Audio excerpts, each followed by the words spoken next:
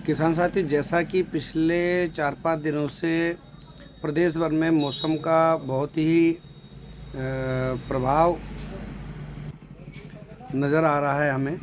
और हर जगह कहीं भी चले जाओ आप, आसपास के क्षेत्रों में तो कहीं बारिश है, कहीं ओलावृष्टि, इस तरह की समस्या किसानों को बहुत ज़्यादा सामना करना पड़ रहा है।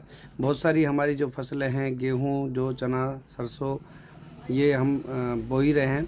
इसके अलावा जो हमारी कच्ची फसलें होती है, यानी कि जो बेल वर्गीय फसलें होती है, उन पर इस मौसम का बहुत ही ज़्यादा प्रभाव देखने को मिलता है।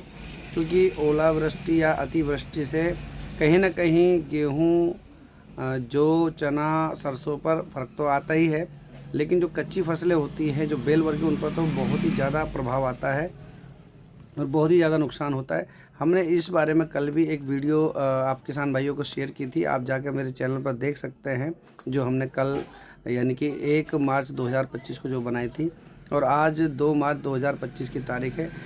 मैंने किसानों को बताया था कि फसलों में नुकसान होने के बाद किसान साथी कौन कौन सी दवाइयों से अपनी फसलें बचा सकते हैं।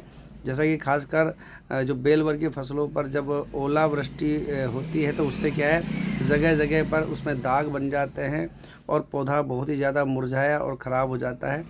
उसी संदर्भ में जो हमने कल बताया था कि बावस्टीन का स्प्रे करें, NPK 19-19 का नीचे घोल दें, उसी श्रृंखला में मैं आज आपको कुछ दवाइयाँ, जो मेरे पास किसानों को फ़ोन आए थे और कुछ उन्होंने भी अपना जो हमसे साझा किया था अपना विचार, कि उन्होंने कहा था भाई बावस्टीन और जो करलेक्सिल, उसका अच्छा स्प्रे अच्छी चीज़ है, किसान खेती में करे।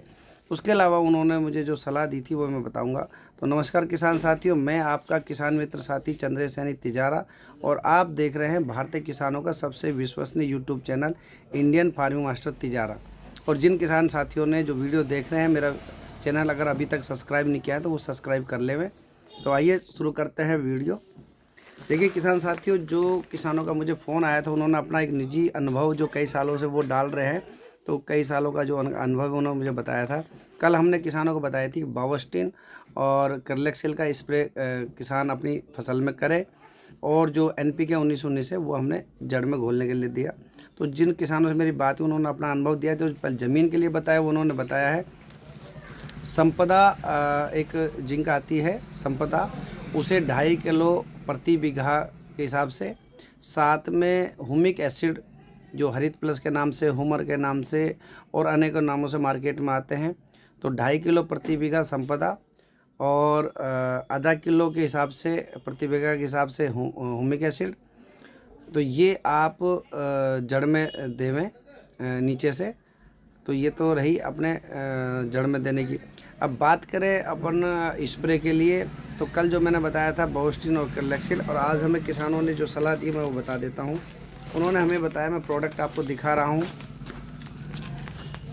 ये बासप कंपनी का प्रोडक्ट आप देख रहे हो, पोलीराम, और एक बासप कंपनी का ही आता है प्रोडक्ट एक्रोवेट।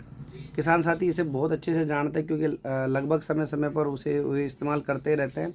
तो मैं पोलीराम और ये एक्रोवेट पोलीराम दोनों को मैं आपको दिखा देता हूँ। ये तो इसका किसान साथी स्प्रे करें। तो इसमें क्या होता है कि जो एक्रोवेट होती है वो जख्म भरने में बहुत अच्छा काम करती है, और जो पोलीराम है ये क्या है, नया फुटाव लाने में, जो जिंक बेस का होता है, तो नया फुटाव जल्दी से जल्दी ला देता है। इस तरह से आप गिर सकते हो। और अगर अदर कंपनी की बात करें, तो अपने पास एक मर्फी आता है बेस्ट एग्रो कंपनी का, ये बहुत बढ़िया है। और एक जीवाग्रो कंपनी का आता है अपने पास ल्यूरिट।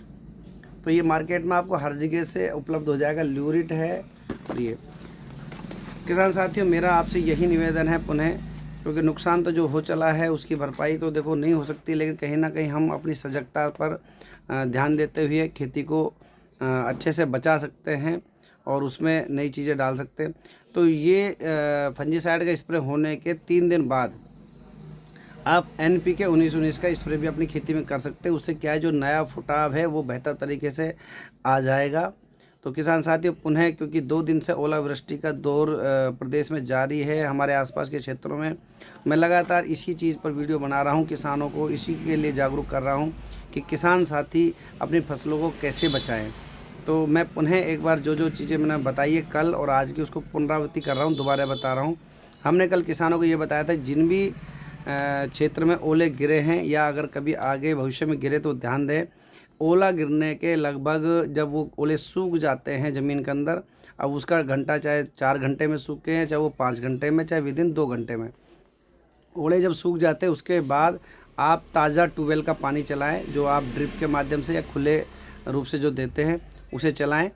और उसके बाद उसका मतलब 4-5 घंटे का गैप देने के बाद आप NPK 19-19 का आप घोल दे सकते हैं। और उससे भी अगर बेहतर रिजल्ट लेना है तो आप उसके अंदर संपदा 2.5 किलो प्रति बीघा और ह्यूमिक एसिड जो मैंने बताया है वो आधा किलो प्रति बीघा के हिसाब से आप ये भी दे सकते हैं। ये तो रही ज़मीन की बात। उसके बाद शुरू हो जाता है आपका स्प्रे आप डे बाय डे भी आप खेती के अंदर डाल सकते हैं। तो उसके अंदर हमने पहला जो कल आपको बताया था वो बताया था बावस्टीन, जो बासप कंपनी की भी आती है बावस्टीन, और अन्य अच्छी किसी भी कंपनी की ले सकते हैं। साथ में आप मेटालेक्जिल यानी कि करलेक्सिल मिला सकते हो। जो किसान साथी ये नहीं मिलाना चाहे और अच्छे रिजल्ट चाहते हैं तो वो किसान साथी एक्रोवेट पॉलीराम, और मैंने आपको और प्रोडक्ट बताए थे मर्फी, और मैंने एक बताया है आपको ल्यूरिट। तो ये भी चीज़ें आप ले सकते, क्योंकि जो मर्फी है, ल्यूरिट है और एक्रोवेट है, ये आपके जख्म भरने में पौधे का उसमें काम करती है। और जो पॉलीराम बताया वो जिंक बेस होता है, उसे फुटा हुआ जाता है। उसके 3 दिन बाद आप NPK 19-19 का भी खेती में स्प्रे कर सकते हैं। तो किसान साथियों, मेरा आज आपको जो ये ओलावृष्टि के दौर और जो मौसम ख़राब चल रहा है उसके संदर्भ में मैंने आपको ये जानकारियाँ दी। निश्चित तौर पर मेरा विश्वास है कि आपको अगर इस तरह की दवाइयाँ खेतों में गिरेंगे निश्चित तौर पर आपको लाभ मिलेगा।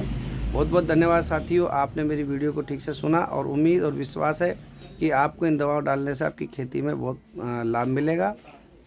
और मेरी तरफ से आपको सभी के लिए कोशिश और यही रहती है कि आपके जो दवाइयाँ खेत में डलें वो अच्छी दवाइयाँ डलें।